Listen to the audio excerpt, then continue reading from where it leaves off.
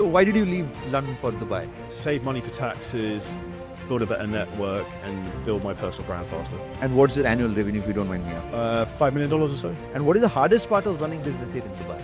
The time zones, I would say, is the biggest challenge. How do you basically help people to make millions? The way we help people to make millions is take the exact systems and blueprints that we have built in our own multi-seven-figure fitness business.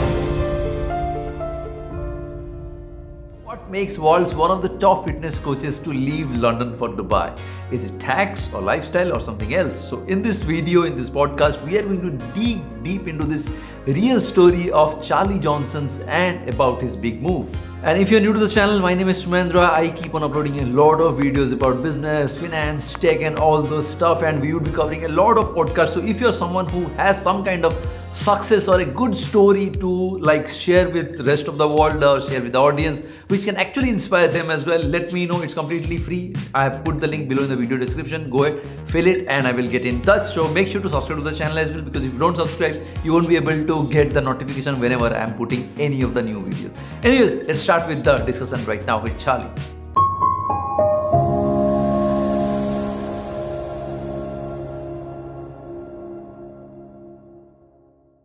Hey Charlie, thanks for coming. So tell us something about yourself. The first thing I say, my name is Charlie Johnson. I'm originally from the UK, now live in Dubai. I set up one of the biggest online fitness businesses in the world and now have the biggest mastermind in the world helping trainers achieve financial freedom, time freedom and location freedom. And so it's all over the world? All over the world. We have clients pretty much in every country, including India, Australia, literally any corner of the globe, South America, we have some people there, Africa. So I think it's a very global business, and I know obviously you're very passionate about digital products. The beauty of the internet is your ability to touch people all over the world. Right. And have you been to India ever? I haven't yet, no. Not yet? You should actually, at least you should visit. So I see you are very active on social media. So what all channels do you have? I originally had two podcasts. So I had a fitness podcast called The Shredded Show. That had 500 episodes. We now have a business podcast, which is called the Physically Jacked to Financially Stacked podcast. Yeah, I was just checking about that, yeah. Or the Charlie Johnson Show on YouTube. And then we have multiple Instagram accounts. My main one is at Charlie Johnson Fitness. On any platform, you pretty much search my name on there. Basically, now you're completely focused on mainly the fitness and the digital part as well. Yes, correct. Perfect. And when did you move to Dubai? I moved to Dubai 3 years ago in January. 2022? Yes. I moved on same, 2022 Feb. I ironically set up my business here the year before in 2021 and started buying property here then. And I'd say the transition from 2021 to where Dubai is now is crazy. And lovely. Yeah. It's huge, huge. 2020, I think I registered my company in 2021 September. Yeah. And my family moved on 2022 Jan. And till now, lot of changes. Anyone who has been in Dubai and seen this last 3 years must be okay, this is not the same Dubai. So what were the key factors that made you decide moving from London to Dubai? I'm not going to beat around the bush. It's probably the main reason people from India move here. The number one reason is tax. So in the UK, you're getting done over in terms of the finance system, and it's not just actually designed for people to have financial freedom. Okay. So in essence, you end up paying basically 75% tax. 75%? So crazy. If you earn over 100k a year, you pay 45% personal income tax. Okay. Corporation tax is 24%. And then there's also VAT. But is this corporate tax not same as the VAT? No, different. So you have to pay VAT separately on and corporation tax.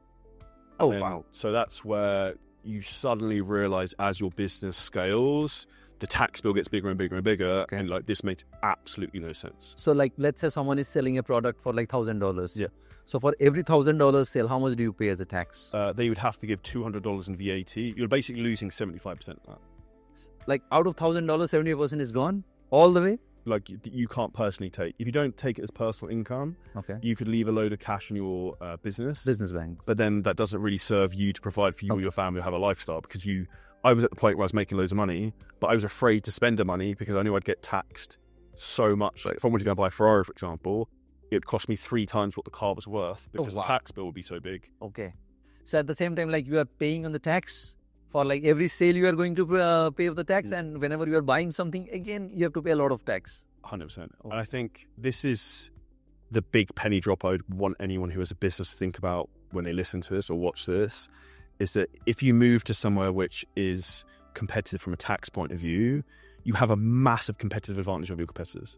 So I can spend more than all my competitors if they're not based here, because I haven't got the tax holding me back. So yeah, that's what, like if someone is in the same industry on which you are already working on, and if someone is in the London and he has to pay all those taxes, but here if you are setting up the business, you're at least saving that, and you can save the or like spend it on marketing, sales, or anything like that, ads, spend, all those money is anyways getting saved. Well, essentially, I could probably spend 3 times as much to acquire a customer. That's wow.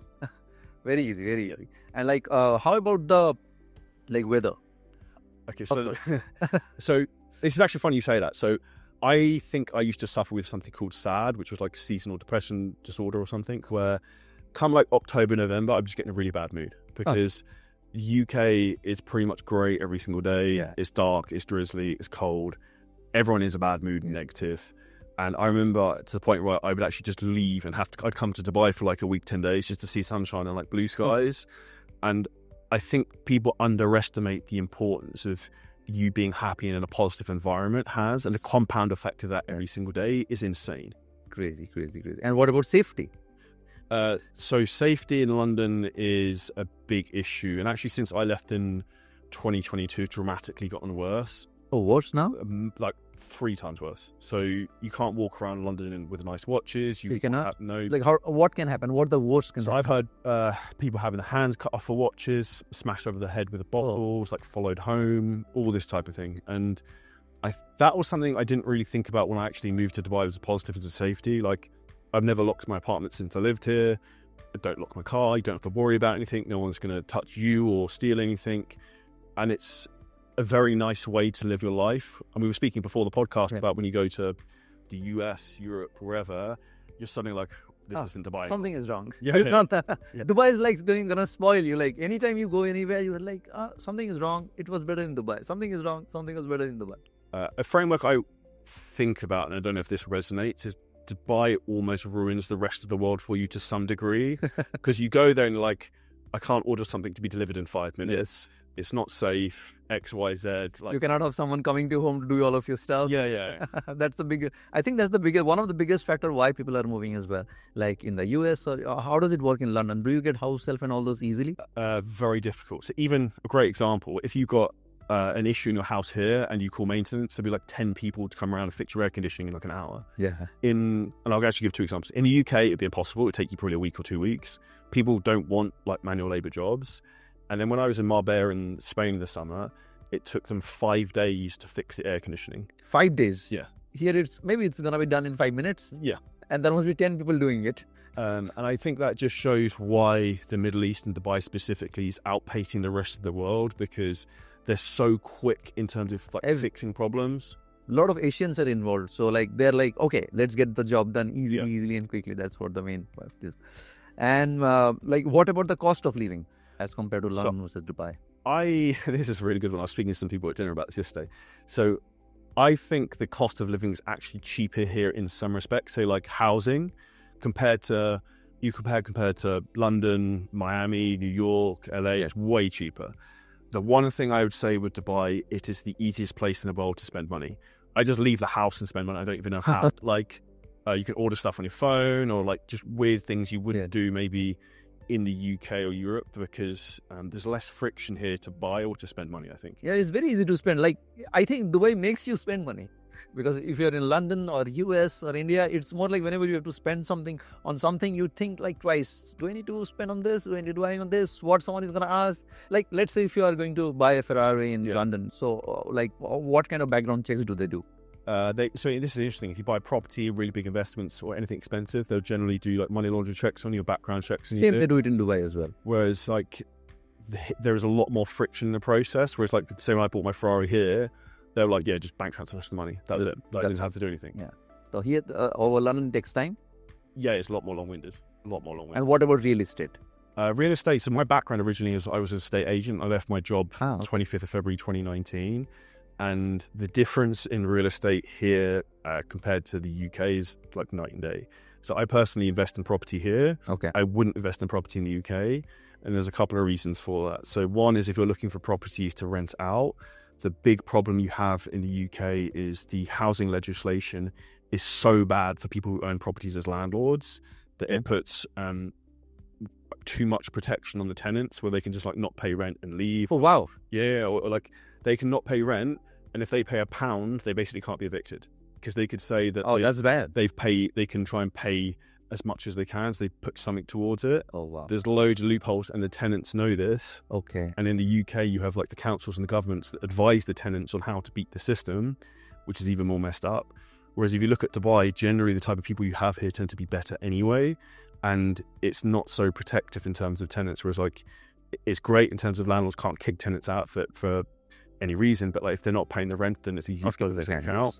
And I also think you have to look from a property investment point of view of like momentum. Where is everyone moving to? Dubai. UK in particular has the second highest amount of millionaires leaving the country in the entire world. Number one is China, which has like 1.4 billion people population. UK is 70 million. Yeah. So if you think about that of a correlation. Yeah, India the same. So, like a lot of billionaires are completely moving out. Mostly are moving to Dubai and Singapore right now. So yeah, that's right. Oh, then about the rentals. Like let's say if you're in London downtown. Yeah. As compared to Dubai downtown, it's a 2-bedroom apartment. How much would you pay in London? I reckon in London it's 4 times as expensive. 4 times. Then. If you want something decent, it's £15,000-20,000 a month. Whereas here you could get something good £5,000 a month. Yeah, easy. So that's where I think the difference in terms of what you actually spend isn't that much, because you also have, if you factor in the tax savings, which is why I say to anyone like, don't move to Dubai if you don't make like decent money. So if you have to be making in my opinion, $20,000-30,000 a month at minimum. Otherwise, you're not getting the benefit from it. Yes. And you'll also end up spending more money while you're here because you just do. I think it's then not worth the move. Correct. And like, what about the property taxes? Like here, it's like if you buy a property, it's like 4% tax. Okay, so in the UK, it's 4%, I believe, over maybe like 1.5 or 2 million from memory. The stamp duty, so the same as the DLD here, is probably slightly less. But what you have in the UK that screws you over is capital gains tax. So say I buy a house, I'm not sure what it is, I think maybe 20-30%. Say I buy a house and I make £1 million profit on it. If I sell that, I then pay £200,000-300,000 in tax. 20%. Almost the same in India. If you do that here, nothing. And like in London, if I am an Indian citizen, can I just go directly to London if I have to buy an apartment? Can I do that? Yes, and this is what's really messed up actually, and it's the same for a lot of countries, that the UK is a massive tax haven for foreigners. So if you're I think that's why most of the Indian celebrities and all rich people, houses, so like all of them are in London. Yeah. So and we can go into this because it's really good. So and it's relevant to actually what's going on at the moment. So if you look at somewhere like Belgravia, Mayfair, central London, massive 20-40 million pound houses, all empty. Russian billionaires, Indian, whoever, will buy these houses, just Chinese, just keep money in them and it's like an asset. Okay. No one lives in them, pretty much all empty, because London is tax haven for people who aren't from there. And the thing that is about to happen, that the change of government in the UK with Labour coming in, they want to change that. So they want to start taxing people on global income who are from overseas, which then the obvious thing that's going to happen is... So like in the US, they have a double tax treaty. Like if you're in a US citizen, then you have to pay the taxes in US, and at the same time, even if you're making money in any part of the world, you have to pay taxes in the US. So how does it work in London? So if you're a British citizen, I move to Dubai, I pay nothing. So I'm non. You pay tax where you're registered. Okay. But in London, what they are proposing to do is to tax people who live there on global income if they're foreigners. Okay. So then if you're a Indian billionaire and you make 100 million a year in India, you're not going to want to pay tax on that in London, so then you're going to leave. So I think what will happen if that does come in, you'll see a max exodus of all those types of people pulling money out of London because they're not going to want to be taxed. Okay. But for you, it's like if you're a British citizen, you don't have to pay tax for any of the Dubai income. You don't. No. So if you once you leave, you register yourself as basically a non-tax resident. You don't have any tax. I mean, it's beautiful. But one thing that they are looking to do is, with this change of government, is potentially have an exit tax. So for people leaving, you would have to pay a percentage of your net worth or your earnings, like 3-4 years earnings, as like a lump sum to leave. Okay. Lump sum to leave. Which is, I think they have the same something like this in Switzerland as well. Like the United States does as well. Okay. And what about the cars pricing? Car pricing? Yes. I would say it's fairly similar. I think one thing that's great in the UK and I say US, it's very easy to lease and finance cars. Yeah. Whereas here you end up having to pay for them outright, you have to pay for it, which is outright, yes. Which is less financially as efficient because it's not the greatest use of capital to put $200,000 in a car. Well, Yeah. that's fun. Whereas in the UK, you could like lease it or finance it or something. Yeah, that's fun. That's fun. Perfect. And what's a typical day look like for you here in Dubai versus London? So very different. How does it start? So for me, I would get up, I'd sit on my balcony, I read 10 pages of a book, like I do a lot of personal development work, and I journal, and then I'll work for maybe an hour and a half. I use a red light therapy unit at the same When time. we wake up? 5:30, 6. Same. I then go work out for maybe an hour and a half, come back, eat, and then work throughout the day pretty much. Throughout the day. The night, what do you do in the evening? At night, I tend to chill out. I try not to work so much in the evening. So one of the things I find frustrating about Dubai sometimes is the time zone. So we work a lot with people in the US. So that's difficult in terms of time zone. Yeah. The only thing I'd say London actually has a benefit, and the UK as a whole, it's actually the best time zone in the world. Like, Yes. Right. bang, the Right. zero, Yeah, that's right. rent That's through right. in. So I think that I didn't really comprehend when I left is annoying, but everything has pluses and minuses. Of course, pros and cons is there. Now, how does the lifestyle in Dubai compare to London in terms of work-life balance? This is interesting. So I personally think one of the things sometimes in Dubai that can be challenging. So I live in Dubai Marina. I look out the window and I see super yachts and all this stuff, and I'm like, you're really poor, you need to work harder. So that I think maybe triggered me more before, less so now. Or like drive into my building, there's Bugattis and stuff everywhere. And I think that used to probably like wind me up. Whereas in the UK, it's easier to feel more accomplished because it's respectfully the standard as well. Same in India. So it's like, I go back to the UK and I feel like the most, like, for example, I'm going back for Christmas to my partner's family's area, like Nottingham. I feel like the most successful person there. Because comparatively, because when we're in Dubai, like, you're never going to be the most successful person by anywhere near. There's always going to be someone who's just sitting at the top. Yeah, like another level. Like I met a guy yesterday, and it still perplexes me. The exact thing he said to me was that I realized I couldn't afford my plane, even though I had $275 million cash in my bank account. Oh. And I was like, and he said it so casually, I was like, fuck. And then, like, for me, that was wild. I think where Dubai is really good, though, is it's very good from a lifestyle point of view in terms of the way I try and set myself up here is I'm either doing two things. I'm either working really, really hard, like building my future, or I'm enjoying myself. I don't do anything that I don't want to do. You can have housekeepers, people clean car, people deliver stuff for you.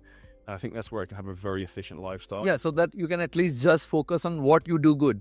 Instead of trying to do everything like cleaning the house, doing stuff, like let people do it and do what you do best. Yeah, and I think it's leveraging your time best. Of course, best. And what surprised you the most about Dubai when you first moved here?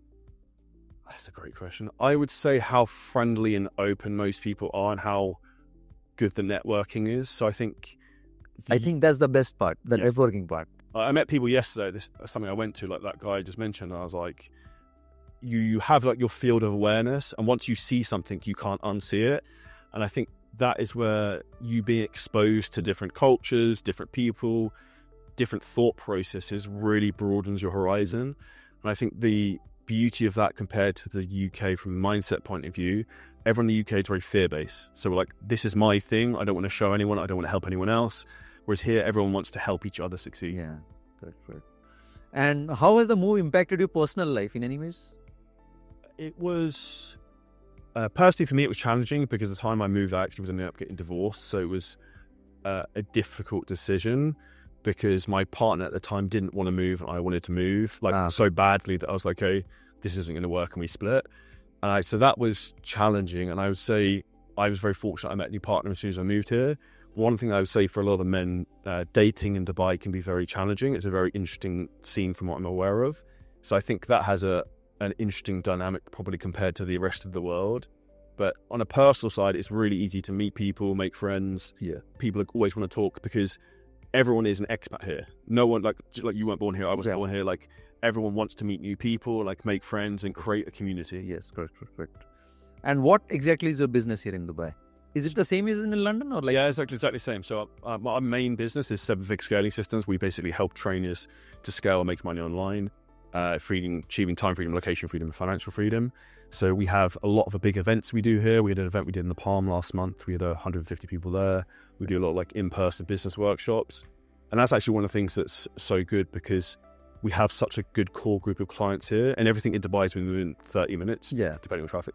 And I think that makes it very easy to network, hold events. Whereas if you're in the UK, if you've got clients in Manchester and you're doing an event in London, it's like 4 or 5 hours. Yeah. So it just makes it very easy. Yeah. Here it's very easy. Like in 30 minutes, you will be at your client location. Anyone who wants you want to meet, you can just be there in like 30 minutes. And what specific advantages does Dubai offer you as a business? Tax is of course one thing. What other advantages do you get? I personally think the two biggest advantages you have here is the network of people you can meet, Best one. how quickly you can build your network and authority off the back of that, and also like your field of awareness being opened, because the things I do now, I wouldn't be doing if I hadn't moved here, because of the people I've met and some of the connections I made, some of the ideas that come about, because one person can say one thing to you. Of course, when you start meeting people who are better than you, you get to get a lot of like ideas. Wisdom. Okay. Yeah. A lot of wisdom as well. Okay. So how do like taxes and other financial incentives in Dubai influences business profitability? One is like you are saving a lot of taxes. What else? Like in London, it is like complex to run a business as compared to Dubai. So this is a great thing. So I was actually listening to podcasts on this earlier as well. One of the best things, if you're looking to scale your business and be really successful, is singularity of focus. So how can we simplify stuff as much as possible? The tax system in the UK and Europe is incredibly complicated, incredibly time consuming, and incredibly messy. So that's like a mental weight on your head all the time. You're thinking about, I need to deal with this, I need to do this, I need to do this. Whereas here it's very simple, it's very straightforward. I just send everything to my accountant, he just deals with it. That's it. Yeah, in India also it's very complex. Like you have to manage a lot of stuff. Just for this accounting thing, you need to have a proper team and still you have to waste time. Here it's very easy. Like you do sales and all you have to do is just send the bank statements to the accountant, let them do the corporate tax calculation and nothing, because anyways it's just VAT and corporate tax, nothing else. Easier. But over there, like in India we have GST 12, 8, 5, 18. How does it work in London? Yes, it's super complex. So like corporation tax, VAT, personal income tax, what you can claim back in terms of expenses or receipts. You'd have to have invoices for all of your team. So even if you claim something, they will be like, no, you cannot claim this. Well, there's certain things you can't claim back, or you'd have to justify something as a personal expense, as why is this a business expense? And that's, I think, the point where you drive yourself insane, where you're trying to keep a diary note of like why we went for dinner for business purposes. Oh, wow. Spent. Oh, you cannot just tell that it was a business dinner? No, you have to have a record somewhere if they investigated it. And how has moving to Dubai impacted your earnings and overall business growth? So my net worth has increased so far this year 50%. Wow. So I would say dramatically increased. I'd say the quickest way for anyone to generate personal wealth is if you remove the biggest cost you have in your life, which is tax. So you don't have to necessarily move to Dubai forever. So one of the things I would say is maybe there are seasons of life. And if you're a British citizen, you can move here for 5 years, make loads, say you make $10 million. I can move back with $10 million. I don't pay tax on that $10 million. Okay. Which is pretty wild. And then you could then move back to the UK, and if you've got $10 million, you have to pay a bit of tax on whatever you earn at that point. Well, that's good. You don't really care. But I think that's also where people need to play the game of how can you generate your own personal wealth as high as possible so you can have financial freedom, which is when you have more passive income than your burn rate, like how much you spend, which is much easier to do if you don't have to pay tax. Correct. And like which city do you feel like it offers better networking and business opportunities? The only, so Dubai by a mile, just because it's the speed of how easy it is for people to connect. Everyone's very open to it. There's not any walls up. The second place I'd personally say to that in the world, I think, is Miami. So Miami, in my opinion, is like the American version of Dubai. I like Miami a lot. So I've sometimes toyed with the idea of getting a house there and going between the two. Oh. So I'd say, so if you're a British citizen, can you buy a house in US? Yeah, you can buy a house in the US.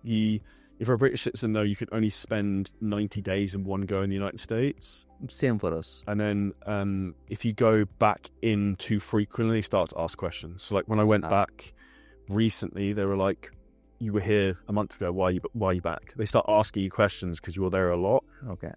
Which in our line of work is quite easy to justify, to be fair. But do they allow you to buy a real estate? Yeah, if you want to buy real estate, that you can do. In London also you can buy real estate if you're a foreigner. Yeah, super easy. And what about cryptos? Okay, like, so are they allowed in London? Yeah, crypto is a big thing in the UK. So it's what's interesting with this, certain banks will block you from using it though. So for example, and a lot of it's the old conventional banks. Okay. Like Barclays, for example, you can't buy crypto with Barclays. The accounts won't let you put the transactions through. It's blocked. Like a lot of the banks will, but there's a lot of banks that will accept it. And crypto's a huge market in the UK that's booming. It's massive. So do they mark it as like illegal or banned, something like this? No, it's not. It's perfectly accepted there, but it's certain institutions don't like it. Okay. So can you buy a car or a house or something like that using crypto? You couldn't. I don't think so, no. Maybe personally, like if it's, you could do, but not as a, I don't think you could get away with buying a house. So it's like Dubai is the only place where you can actually do that. And I think if we spoke about earlier about the benefits of buying houses and property in Dubai, I'd frame it to you like this. So the crypto bull run is currently happening at the moment. The market's about to go nuclear, although today's not great, which is another subject. But if you think about it, if I'm a crypto guy and I've got millions and millions of dollars that have just come out of thin air and I need to get rid of this somewhere and I want to put it into real estate, where can I buy in the world where no one's going to ask any questions? Yes. Here. Only Dubai. So what's going to push the property price up really quickly here is probably the crypto market, I think. This is the thing. Because that is the reason the prices are not even coming down. It's like boom, boom, boom, boom, boom. Like this. Like if you see the last 2 or 3 years, like prices have only gone up. It has never ever gone down because there are a lot of people who are having cryptos and all. They're able to buy. But probably, maybe going forward, maybe there will be something. Maybe they will be giving you a stop or something like that. But now it's good. I think Dubai is very pro-crypto and they're very open to the future. Okay. And I think that's really the message they're trying to put out there. And if you look at the biggest industries in Dubai are tourism and property. Yeah. So they don't want to jeopardize that industry because the analogy I would give is like they want to keep the merry-go-round going around, if that makes sense. Then what are the top 3 benefits of living and working in Dubai versus London? Top 3 benefits of living in Dubai. Number 1, actually, I would say is probably just the weather and the environment and safety. Safety, yeah, first. More important than tax. Like a good friend of mine, a real estate agent here, James Sahota, shout. He's actually Indian. You should have him on the podcast, it'd be great. And he said to me, I think he saw someone got stabbed outside his house in London or something. Oh, wow. And he was like, yeah, well, this is when we're leaving. And I think I'm done. Yeah. And like when you got kids and stuff like that. So I think that would probably be a big thing. Is it really that dangerous? It's insane. So what is the reason? Like in India, I understand it's like poverty, the country is very big, people are not making money. What is the big issue in London? The big issue in London is something that they don't like to talk about, is immigration. So they brought in a lot of people from other parts of the world, which like there was an incident that happened in, I think, Stockport or Manchester, somewhere near there. And there was like a load of stabbings. Like someone went into a kid's nursery and stabbed like 20 people, killed like 4 young girls. And it was like some random immigrant guy who was crazy. And I think that is a lot of it, and the gang culture that's now come off the back of that. Do they give a passport to other people as well? Yeah. Easily? Is it easy? And pretty simple. And this is the problem of what's really happening, because in my opinion, it's almost similar to what was happening in the US election. The US was trying to flood the country with immigrants to get them to vote for them. Yeah. And it's the same thing of what's happening right now. The UK is trying to flood in immigrants who are going to vote for maybe, say, like the Labour Party, for example. Okay. So then they control the government. Okay, because it's almost the same in India, because India is so big, like people are always there who will always vote. But maybe those countries are small, they don't have a lot of people who would be ready for voting. Maybe that's why they're... So is it really that easy to get a passport? I don't think it's that complicated. Like the problem we have in the UK as well is if we have people who are like asylum seekers who come in, there's huge amounts of government expenses in terms of like housing them, feeding them. Free. Yeah, for free. Like they look after anyone who comes in. Or maybe that's why you're paying 75% taxes. Well, that's the reason why. But then you even look at the UK economy, government is pretty broke, really. And if we look, we're funding wars in like Ukraine against Russia, it's not really got anything to do with us. We have massive foreign aid. I think we give money to India that's wealthier than the UK. Yeah. Like, it makes no sense. And do they allow dual citizenship? Yes, yeah. So you can have more than one passport. Multiple passport. Like in India, it's not allowed. You can, really? Yeah, you can only have Indian passport, or else you can have something else. So if you are looking to get a Canadian passport or a British passport, then you have to renounce the Indian citizenship. So you can't have British and Indian? No, you cannot. So almost all the Indians whom you see in the London who are actually British citizens, they have renounced the Indian citizenship because India is too big. They cannot manage. So that is the reason they say like, okay, if you are really looking to give you citizenship, then you have to change it. Is it complicated? Does India doesn't have global wealth tax? No. So like if I'm making any money here in Dubai through my business or real estate or anything, I don't have to pay any tax. All I have to, like, now they're putting in some new rules where you just have to declare. Yeah. Like, okay, I have this, and I'm making this much money. But they're fine with it. Okay. But yeah, if I'm an Indian citizen and if I have businesses in India, if I'm making any money over there in India, I have to pay the full taxes over there. There is no, like, you cannot just save any kind of taxes from India itself. Even if you're NRI, if you're a non-resident, non-taxable, like, you have to pay the taxes on the business, no personal. No personal, but taxes has to be there on the businesses. But if you're making any money from global, any part of the world, no taxes. You don't have to pay.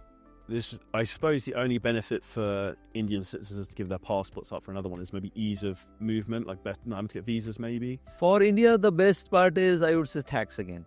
Like, that was one of the main reasons, and the main reason is safety as well. Yeah. India, it's good. It's huge. The food is very good. If you have tried any Indian food, Indian food is crazy. It's too good. But it's just not very safe for the ladies. It's not very safe. So that was one of the biggest reasons why we moved. And tax, of course, biggest reason. And the biggest reason again was the networking. Like in India, it's so big. If you are staying in one city, if you have to go to one other city for some videos or networking event, then you have to fly all together for like 3-4 hours. Just like you said, like if you have to go from London to Manchester, you have to drive for like 4-5 hours. So it's the same. Like it's big. For in Dubai, if you're here, like if I have to talk with you, all I had to do is send you a message. You are here like in 15 minutes. Yes. So that it's that easy over here. For if you're doing any business or anything, I think no place like Dubai. But I also think that's where it's speed of access to everything. So it's like, if you think about what Dubai basically is, it's a melting pot of the best people in the world. Yes. Because you meeting point. Yeah, because you'd only come here if you were successful and probably trying to avoid tax, or you're very skilled in terms of what you do. I would say it's not like trying to avoid tax. It's more like managing the money smartly. Being efficient. Being efficient. Because of course, why would someone want to waste the money on people who are not even like earning or just trying to evade on taxes or not? Because the problem in India is there are people who are making money, but they try to evade the taxes. Yeah. So what happens is like the 1% top, they pay the taxes for the rest of the country. So a lot of people are actually making money, but they're trying to hide the taxes. So only the people who are actually in the top, who actually have to pay the tax, they have the load of the rest of the country. Like, okay, I have to run the whole country now. We have to pay high taxes. So that is the biggest problem. At least maybe in UK, maybe it must be somehow strict. In India, it must be strict. But UK is very. And like, are there any aspects of London you still miss, either personally or professionally? Personally, would probably be like, I'd actually be on it. One of the things I'd say is the gyms in the UK have a better atmosphere than some of the ones here. And I would say like traditional British roast dinner food, although you can get that here in some places. But here there are a lot of restaurants. Yeah, there is. I think, and the only other thing I would say is, and you notice this when you go to Europe and you live in Dubai, is you forget what culture and history Europe has. Yeah. So like, for example, in the summer I was in Andalusia in the south of Spain, so like went to like Seville, and you see buildings that are hundreds of years old, and like that's like the whole of London, and you have so much history, whereas Dubai doesn't have that. And I think it's quite clinical and quite cold. The big thing for me is personally, I grew up in the countryside, so green fields and like love it. So like now I live in a skyscraper in Dubai Marina. Is very different. So that was probably the most difficult thing for me to adjust to, I think. And how many times do you keep on going to London? Maybe once, twice a year.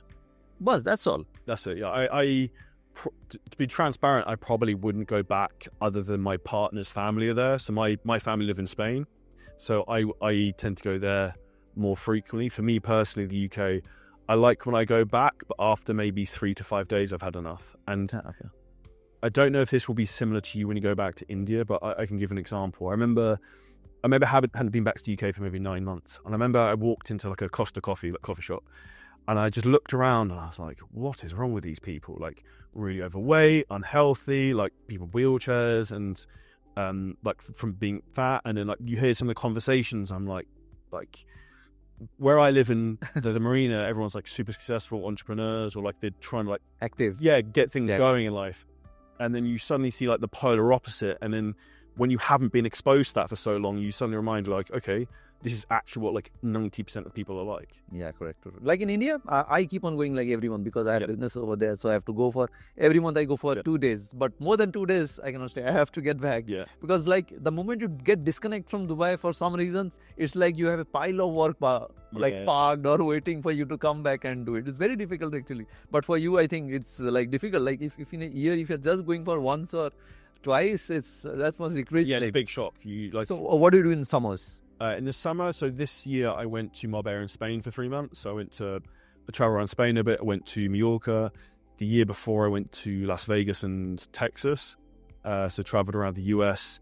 This year coming up, I think I'm going to go to maybe Bali, maybe the US as well. So for me, it's an opportunity in terms of to travel the world. One thing I like about Dubai that's cool, actually I would highly recommend for anyone is, have you been to the Maldives? Yeah, of course, anytime. So- My brother is just now, he's in Maldives sick. now. Like the Maldives is like the best place in the world. Best place in the world, I would say. I was supposed to go like 2 weeks ago, but I'd broken my foot. And I think the reality is you have some of the best places on your doorstep, which if you lived in the UK, that's like a 15-hour flight to get to. So there's a lot of advantage to being this side of the world to then travel to different areas. And I think being exposed to different cultures. Right. And do you have a family here? Just myself and my partner. Okay, so family is in Spain. Yeah, all in Spain and Marbella. So, like, if you have a British passport, so can you stay in Spain? No, because we left the European Union because of Brexit. So I am allowed to stay there for 3 months and then we get kicked out. Okay. Which is interesting. So one of the things that happened with that is that southern Spain, a lot of people there are British and own property are British, but then can't go there as much as they want. So the Spanish government is trying to appeal that situation because it's bad for our economy. Okay. But Spain is another place where it's a beautiful country, like has everything in terms of I've resources. never been to. So what I normally do is I go around the world, do full country road trips. Yeah, okay, that's cool. So I've never been to Spain. Is it good? It's good. I would say for road trip is sick. I've driven across it a couple of times. The problem with Spain is when I first went there last summer, I loved it for the first few weeks. I was looking at buying houses. After 6 weeks, I hated it because it's so inefficient that like a package to get delivered, I would have to go and pick it up, take my passport, no one else could go. So I waste an hour to get a package and you like work out what your time is worth. You're like, this is insane. The air conditioning taking 4 to 5 days. Like, like all these things are just painful. And after a while, you just have enough of it. And also safety is a big issue there. So, for example, you wouldn't want to have a really nice car there because you'd be worried someone would follow you home and rob you. Oh, Spain? Yeah, there's big gang violence problems because the south of Spain is basically where all the drugs come into Europe. They get transported across from Africa. Okay. So there's massive gang wars, shootings, and all types of stuff. Oh, wow. So if someone like I have an Indian passport, I'm here in Dubai, but of course I'm not going to live here for the rest of my life. So let's say if I plan to go to any part of the Europe to stay with the family, like son has to study, which country do you like suggest? Oh, that's a great question. In Europe, I would probably say, I think Spain's probably a good bet, even though what I just said, because I think Spain or Portugal, the weather's great. Yeah, the weather's great all year round.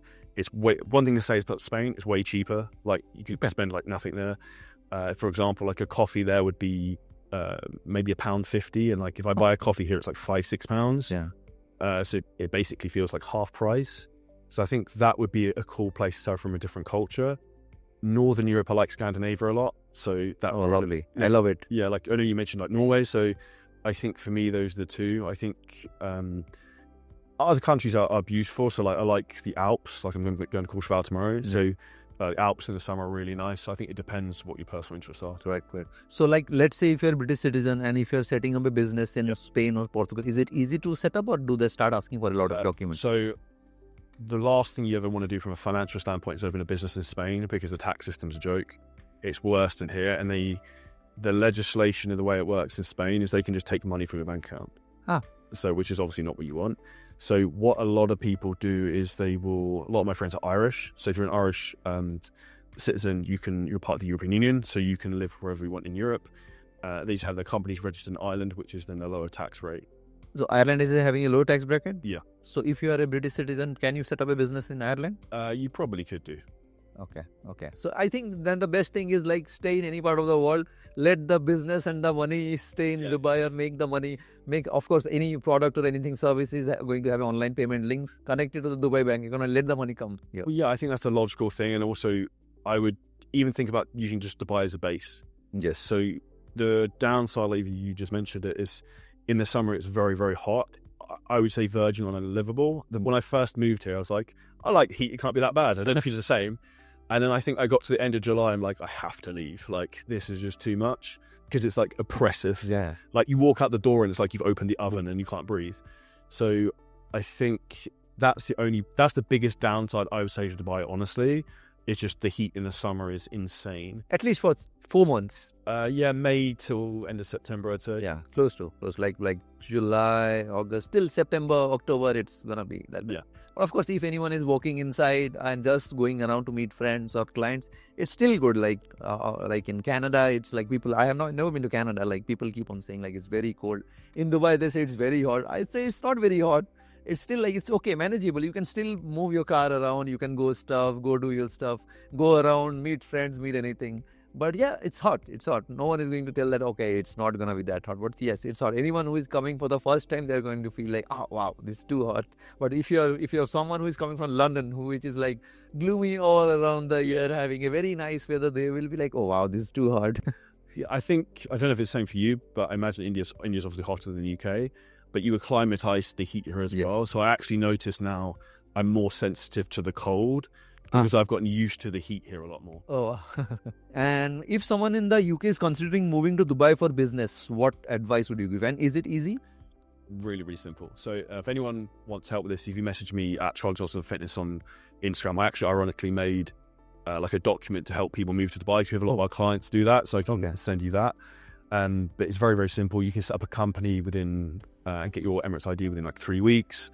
The only thing I would say, actually the only downside I'd say here in Dubai is the banking system and payment processes are slow, archaic and very behind Europe. Would be the only thing from an infrastructure point of view that's not great. Like OTP passwords on banking, it's like just very old fashioned. So I think once they fix that, I think that will make a much difference. Yeah. Like when I had came in 2022, it actually took me 4 months to get my business bank account. Yeah, it's a pain. It's a pain. And we have a crypto company as well. They said you cannot have a bank account for this company. We have spent a lot of money to get the company set up done, but now it's like 3 years we still don't have a bank account to that because they said crypto companies cannot have a bank account. If you have any other company, like my IT company is having a bank account, but that took me 4 months. Like bank account is slow and banking I feel needs to be improved a bit here in Dubai. Yeah, I would say that's the biggest thing that's lagging in the system from an entrepreneurial point of view is banking and payment processing. So how about in London, banking and payments? Banking's very good in the UK in terms of ease set banks up. The only thing I would say I've had issues before is the banks are very hot to flag you for things. And I know you said this is a problem in India. So, for example, I transferred money out, like big sums of money out here to pay for rent or houses or things like that. And then if you make big crypto investments or you have big sums of money... Oh, they're going to flag it? Yeah, they don't like it. And if you have big sums of money come into your account, they've locked your account. So I think these are big things to be aware of, that the UK is more temperamental in terms of looking at what you're doing and auditing, but the ability for payment processing and also financing for businesses. So like we sell like info products, so like we teach people how to do stuff. You can't sell info products in a Dubai company with financing. Yeah. Whereas in the US and the UK, you can do, where people could pay, say, for example, say the thing was $10,000. Yeah, say it was $10,000. Yeah. You would pay a company like Klarna. Yeah. They would pay me the $10,000, but you would pay monthly, if that makes sense. Now they have a tabby. Yeah. They have the tabby system. Tabby system is actually getting the integration done. But yeah, that's what it is. Payment, also the payment processor, like in Dubai, if you go for any new payment, it takes time. What payment processor do you use here in Dubai? So we use two. So we use Stripe. And the big problem with Stripe here is they don't take Amex. Yeah.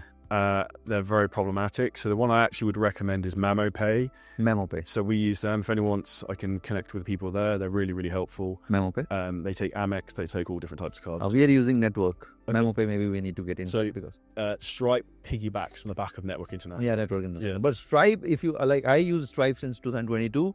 They're like very big and very slow.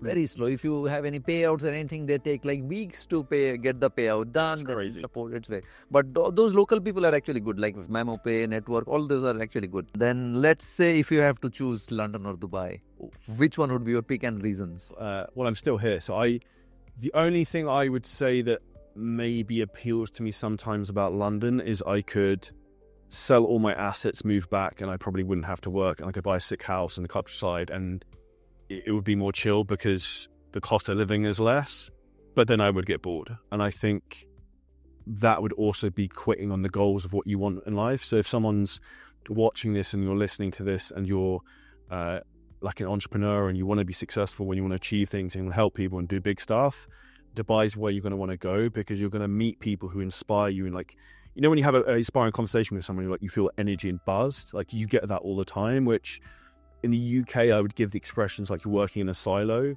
because it's very difficult to find people on that frequency. Yeah, and I don't think so. A lot of people also try to gel with each other, talk to you. Like here, everyone is like energetic. Everyone wants to talk to you. Everyone wants to like, okay, let's talk. Let's make some new friends. Look, how is it in London? Do you get easily? Do you get? No, everyone is very standoffish. And the best example of this, if anyone ever goes on the London Underground in the morning at like 8, 9 a.m., the same people get on the same train, the same time of day, every single day. No one talks to each other. No one talks. That'd be silence. Oh wow! And actually, this is a British cultural thing. This is what I actually found weird. The first few times I went to the United States, like I would just go there and people were like, "Oh, I like your shoes. I like your hair. I like your cut." Like I'm like, "Why are you talking to me?" Because like in the UK, you're not used to just random people talking to you. It's in the US, like everyone is hi, hello, what's up, what are you doing? But in the London, I was there for like 2 days only. I was like I loved it in the morning. The weather was too good. But in the evening, I was like, something is wrong. I need to get back to it. I didn't feel very safe. It's same in the US as well. Like if you go to Las Vegas or Los Angeles, in the evening, if you're alone and in the taxi or something like that, you're always going to feel like, nah, Dubai. Let's get back to Dubai. So why did you leave London for Dubai? Save money for taxes, build a better network, and build my personal brand faster. And what's your annual revenue, if you don't mind me asking? $5 million or so. And what is the hardest part of running business here in Dubai? The time zones, I would say, is the biggest challenge. How do you basically help people to make millions? The way we help people to make millions is take the exact systems and blueprints that we have built in our own like multi-7-figure fitness business. So to date, I've sold over $15 million online in digital marketing and fitness. So we take those systems, which helped us work with over 8,000 fitness clients, to basically put them into other people's businesses. And then we also take the team who actually help build that business and then work one-to-one with people to do it. And this is where, like, in particular, fitness industries and info products are very simple, because the game is to do two things. You book sales calls and you close sales calls. Like, that is literally all you think about. And I think too many people really overcomplicate the whole framework of this, whereas our job is really to like simplify and like singularity focus. Keep it short. Yeah. Keep it short. Perfect. Maybe we'll talk about it in the next podcast, where we'll talk more about the fitness coaching industry. Alright guys, that's it for today. Hopefully you loved the whole conversation with Charlie. So like Charlie said, like success isn't about just location. Success is about the opportunities you create. And sometimes a bold move is all it takes to transform your life and career. And maybe in the next podcast we will see like how Charlie turned his passion into a multi-billion-dollar fitness coaching business. And so do not miss that podcast as well. Maybe it will be coming this week sometime. So if you love the video, make sure to like, subscribe and share with your friends, and I will see you guys in the next video again.